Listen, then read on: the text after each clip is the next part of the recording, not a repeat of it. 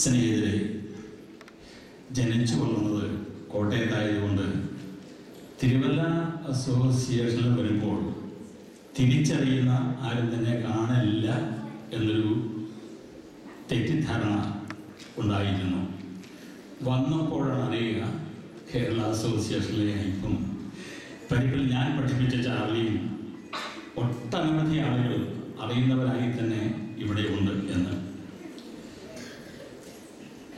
അതിലൊരു ചമ്മൽ ഇല്ലാതില്ല. ഈ സംഘടനയുടെ സാന്നിധ്യം വഹിക്കുന്ന എല്ലാവരെയും, പ്രത്യേകിച്ച് എന്നോട് പല പ്രാവശ്യം ഈ സമ്മേളനത്തിൽ വരണം എന്ന് ബന്ധപ്പെട്ട സുനിലിനെയും ഞാൻ പ്രത്യേകം എൻ്റെ കടപ്പാട് അറിയിക്കട്ടെ. തിരുവല്ല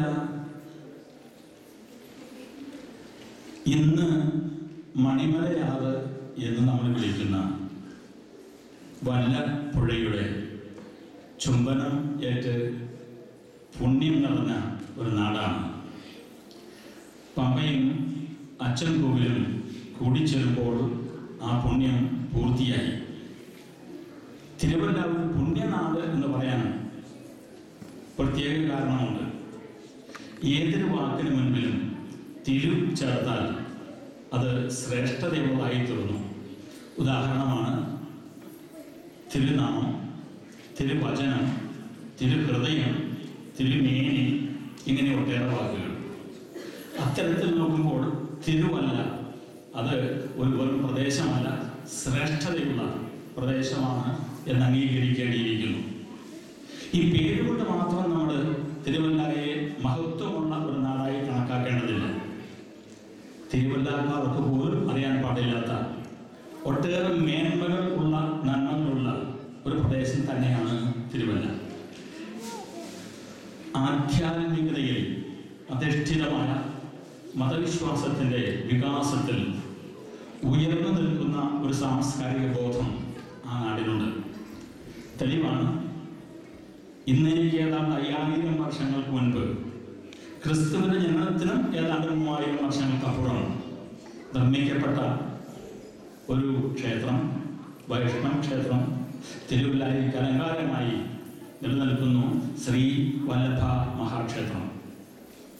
കല്ലിൽ കൊത്തിവെച്ച ശില്പങ്ങൾ ആരെയും അത്ഭുതപ്പെടുത്തുന്നു എന്ന് മാത്രമല്ല, ഏതാണ്ട് 50 അടിയോളം ഉയരത്തിൽ ഉയർന്നു നിൽക്കുന്ന കൽത്തൂൺ, അതാണ് അവിടുത്തെ കുടിമരം, ഒറ്റ കല്ല്.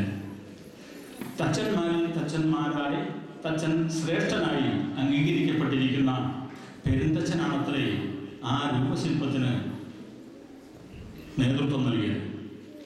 പുറമെ ഒട്ടേറെ അമ്പലങ്ങൾ ആ നാട്ടിലുണ്ട്. കവിയൂരിലുണ്ട് Hanuman temple, cave temple, Mahadev temple. അങ്ങനെ 5000 വർഷങ്ങൾക്ക് മുമ്പുള്ള അമ്പലം തിരുവല്ലയിലുണ്ടെങ്കിൽ ക്രിസ്തുവിന്റെ ശിഷ്യനായ സെന്റ് തോമസ് കേരളത്തിൽ നിർമ്മിച്ച 7 പള്ളികളിൽ ഒന്ന് തിരുവല്ലയിൽ തന്നെ നിരണം പള്ളി.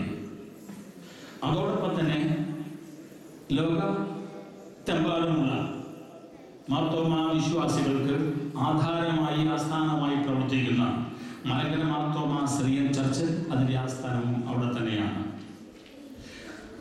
പെയിന്റിങ്ങുകളുടെ ആരെയും ആകർഷിക്കുന്ന പരിയാങ്കൽ ചർച്ച്, പരിമല ചർച്ച്, ഈ ദേവാലയങ്ങൾ ഒന്നിച്ചു കൂടി നിൽക്കുന്ന ഈ നാടിനെ ദ ലാൻഡ് ഓഫ് ടെമ്പിൾ എന്ന് വിളിക്കുന്നതിൽ അത്ഭുതമില്ല. ഇത് ആധ്യാത്മികതയുടെയും മതവിശ്വാസത്തിൻ്റെയും അമ്പലം, പള്ളി എന്നിവയുടെയും ആണെങ്കിൽ, സാഹിത്യ രംഗത്തേക്ക് നോക്കുമ്പോൾ തിരുവല്ലയ്ക്ക് അഭിമാനിക്കാവുന്ന പലതുമുണ്ട്. നിരണം കവികൾ എന്നിവരിൽ അറിയപ്പെടുന്ന രാമപണിക്കർ, മാധവ പണിക്കർ, ശങ്കരപ്പണിക്കർ, ഇവരുടെ സംഭാവന മലയാള ഭാഷയ്ക്കും സാഹിത്യത്തിനും അമൂല്യ സമ്പത്താണ്. കണ്ണശ രാമായണം, ഭഗവത്ഗീതയിലെ ആദ്യത്തെ തർജ്ജമ, ഭാരതമാല എന്നീ കൃതികൾ ഭാഷയ്ക്ക് സംഭാവന ചെയ്തത് അവരാണ്. ഈയിടെ മരിച്ചുപോയ നമ്മുടെ പ്രിയപ്പെട്ട കഥാകാരൻ കാക്കനാടൻ തിരുവല്ലയുടെ പ്രതിസന്ധാനമാണ്. എന്തിന് കേരള അക്കാദമിയുടെയും കേരള സാഹിത്യ അക്കാദമിയുടെയും കേന്ദ്ര സാഹിത്യ അക്കാദമിയുടെയും അവാർഡുകൾ നേടിയെടുത്ത EM കോവൂർ, വെണ്ണിക്കുളം ഗോപാലക്കുറുപ്പ്, വിഷ്ണു നാരായണൻ നമ്പൂതിരി, G. കുമാരപിള്ള, ഇങ്ങനെ പോകുന്നു സാഹിത്യകാരന്മാരുടെ ആ നീണ്ട നിര. പത്രപ്രവർത്തന രംഗത്ത് കേരളത്തിൽ ഏറ്റവും കൂടുതൽ അഭിമാനിക്കാവുന്ന പ്രവർത്തകരുള്ളത് തിരുവല്ലയിൽ നിന്നാണ്. മലയാള മനോരമയുടെ സ്ഥാപകൻ കണ്ടത്തിൽ വർഗീസ് മാപ്പിള, മലയാള മനോരമയാക്കി മാറ്റിയ KM മാമൻ മാപ്പിള, കേരളത്തിലെ മനോരമ ഒഴികെയുള്ള മുഴുവൻ പത്രങ്ങളുടെയും കോപ്പുകൾ ഒന്നിച്ച് കൂട്ടി നോക്കിയാൽ മനോരമയുടെ പ്രസിദ്ധീകരണത്തോളം വരുന്നില്ല എന്നുള്ളത് പത്രപ്രവർത്തന രംഗത്ത് തിരുവല്ലയ്ക്ക് പ്രാധാന്യമുണ്ട് എന്നുള്ളതിന് തെളിവാണ്. പത്രരംഗത്തോ സാഹിത്യ രംഗത്തോ മാത്രം ഒതുങ്ങി നിൽക്കുന്നതാണ് തിരുവല്ലയുടെ മേന്മ. കായിക രംഗത്ത് ഫുട്ബോൾ താരം ആയിരുന്ന ഒളിമ്പിയൻ പാപ്പൻ, ആർട്ടിസ്റ്റ് ആയിരുന്ന CK രാജ്, കാർട്ടൂണിസ്റ്റ് അബു ഇബ്രാഹിം, യുക്തിവാദി എന്നീ നിലകളിൽ പ്രസിദ്ധനായ എബ്രഹാം കോവൂർ, വിദ്യാഭ്യാസ പ്രവർത്തകൻ പ്രൊഫസർ കോശി അബ്രഹാം, ഇവരൊക്കെ തിരുവല്ലയുടെ മഹത്വം വിളിച്ചറിയിക്കുന്ന ഉദാഹരണങ്ങളാണ്. സിനിമാ രംഗത്തേക്ക് കടന്നാൽ തിരുവല്ലക്കാരുടെ സാന്നിധ്യവും നേതൃത്വവും അത്ഭുതപ്പെടുത്തുന്നതാണ്.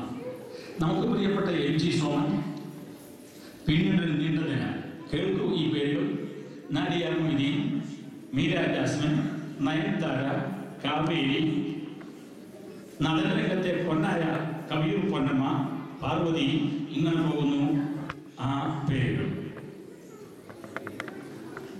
ഡയറക്ടേഴ്സ്, സിനിമ ഡയറക്ടർ സ്ഥാനത്ത് ഒരു സിനിമ പോലെ കളിക്കുകയും മാനുഷ്യ സ്നേഹത്തിൽ തറവരെ താഴുകയും ചെയ്തിരുന്ന ജോൺ എബ്രഹാം, മറ്റൊരു ഡയറക്ടർ KG ജോർജ്, ഇന്ന് ഉന്നത പദവിയിലേക്ക് ഉയർന്നുകൊണ്ടിരിക്കുന്ന ബ്ലസ്സി, ഇവരൊക്കെ സിനിമാ രംഗത്തെ പ്രത്യേകിച്ച് തിരുവല്ലയുടെ മാത്രം ആക്കി മാറ്റിയിട്ടുണ്ട്. രാഷ്ട്രീയ രംഗത്ത് നോക്കിയാൽ അത് അതിലും അത്ഭുതകരമാണ്. ലോകസഭാ മെമ്പറും സുഡാനിലെ ഇന്ത്യൻ അംബാസഡറും ആയിരുന്ന CP മാത്യു, കേരളത്തിൽ തിരുക്കൊച്ചിയിലെ മന്ത്രിയായിരുന്ന E. ജോൺ ഫിലിപ്പോസ്, നിരണബേബി എന്ന പ്രിയപ്പെട്ടവരിൽ അറിയപ്പെടുന്ന കേരളത്തിലെ മന്ത്രിയായിരുന്ന E. ജോൺ ജേക്കബ്, MLA ആയിരുന്ന G. പത്മനാഭൻ തമ്പി, പലതവണ MLA ആയ PC ചാക്കോ, MLA ആയിരുന്ന അഡ്വക്കേറ്റ് മാമൻ മത്തായി, ഇവരൊക്കെ കേരള രാഷ്ട്രീയത്തിൽ തിരുവല്ലയുടെ പേര് ഉയർത്തിക്കാട്ടിയവരാണ്. ഇക്കൂട്ടത്തിൽ തിരുവല്ലക്കാരനല്ലാത്ത എൻ്റെ നാടിനോടടുത്ത ഒരാളിൻ്റെ പേര് കൂടി പറയട്ടെ. പാലായിക്കടുത്ത് കിടങ്ങൂരിൽ ജനിച്ച PKV എന്ന പ്രിയപ്പെട്ടവരിൽ അറിയപ്പെടുന്ന PK വാസുദേവൻ നായർ. അദ്ദേഹത്തിൻ്റെ രാഷ്ട്രീയ പ്രയാണത്തിൽ വിജയത്തിൻ്റെ കൈത്തിരി കത്തിച്ച് കയ്യിൽ കൊടുത്തത് തിരുവല്ലക്കാരാണ്. കാരണം 1957 ശ്രീമൻ PK വാസുദേവൻ നായർ MP ആയി ജയിക്കുന്നത് തിരുവല്ലയിൽ നിന്നാണ്. ആ പ്രയാണം തിരുവല്ല നിവാസികൾ കത്തിച്ചു കൊടുത്ത ആ കൈത്തിരി യാതൊരു അപാകതയും കൂടാതെ കേരളത്തിലെ 9ാമത്തെ മുഖ്യമന്ത്രിയായ PK വാസുദേവൻ നായർ മരണം വരെ കയ്യിൽ പിടിച്ചിരുന്നു. അദ്ദേഹം അത് വളരെ ആത്മാർത്ഥതയോടെ അനുസ്മരിക്കുകയും ചെയ്യുന്നു. ഈ സംഘടനയുടെ പേരിന് ഇപ്പോഴത്തെ MLA-യും മുൻ മന്ത്രിയും ആയ മാത്യു T. തോമസ് കേരള രാഷ്ട്രീയത്തിലെ ഒരു ഉന്നത പദവി അർഹിക്കുന്ന ആൾ തന്നെയാണ്. ഇതൊക്കെ പറഞ്ഞതിൻ്റെ കാരണം ഈ അസോസിയേഷന്റെ മിഷൻ ഞാൻ വായിച്ചത് കൊണ്ടാണ്. നിങ്ങൾ പറയുന്നു, the purpose of Tiruvalla Association of Dallas Fort Worth is to preserve and promote the moral, social, cultural, educational, literary and artistic heritage of Tiruvalla community in Dallas Fort Worth area. ശ്രമകരമാണ് നിങ്ങൾ ഏറ്റെടുത്തിരിക്കുന്ന ജോലി. മതപരമായി, ആധ്യാത്മികമായി, സാഹിത്യരംഗത്ത്, സാംസ്കാരിക രംഗത്ത്, cinema, കായികം, ഈ മേഖലകളിലെല്ലാം അത്യുന്നതമായ പദവികൾ അലങ്കരിച്ചിട്ടുള്ള പാരമ്പര്യം അർഹിക്കുന്ന തിരുവല്ലായുടെ മഹത്വം ഏറ്റെടുത്ത് അത് പ്രിസർവ് ചെയ്യുകയും പ്രൊമോട്ട് ചെയ്യുകയും ചെയ്യും എന്ന് പറയുമ്പോൾ അത് നടപ്പാക്കാൻ ഇതിൻ്റെ പ്രസിഡന്റ് സോണിയോ, സെക്രട്ടറി തമ്പിയോ, ട്രഷറർ മാത്യു സാമുവലോ, കോർഡിനേറ്ററായി പ്രവർത്തിക്കുന്ന സുനിലോ മാത്രം പോരാ, മുഴുവൻ തിരുവല്ല നിവാസികളും വേണം. ഒരപേക്ഷയുള്ളത്, ഇത്ര മഹത്വമേറിയ ഈ ചുമതല ഏറ്റെടുക്കുമ്പോൾ പ്രസിഡന്റ് സൂചിപ്പിച്ചതുപോലെ നിങ്ങളുടെ സഹകരണവും ഭാരവാഹികളുടെ ഐക്യവും നിങ്ങൾക്ക് ബലമായി നിൽക്കുന്നുണ്ട്. അതിൽ ഏറ്റവും അധികം സന്തോഷവുമുണ്ട്. ഒരു നിർദ്ദേശമുള്ളത്, ഇത്തരം യോഗങ്ങൾ കൂടുമ്പോൾ ഇതിനൊരു മണിക്കൂർ മുൻപായി എന്തായിരുന്നു തിരുവല്ല എന്നുള്ളതിനെ പറ്റി ഒരു ചർച്ച സംഘടിപ്പിക്കുന്നത് നന്നായിരിക്കും. ഈ അറിവുകൾ എനിക്ക് പുതിയതാണ്. തുറന്നു പറയട്ടെ, തിരുവല്ലക്കാരാണെങ്കിൽ പോലും നിങ്ങളിൽ ചിലർക്കെങ്കിലും ഈ അറിവുകൾ പുതിയതാണ്. നമ്മുടെ ഇളം തലമുറയ്ക്ക് ഒട്ടും അറിയാൻ പാടില്ലാത്തതാണ്.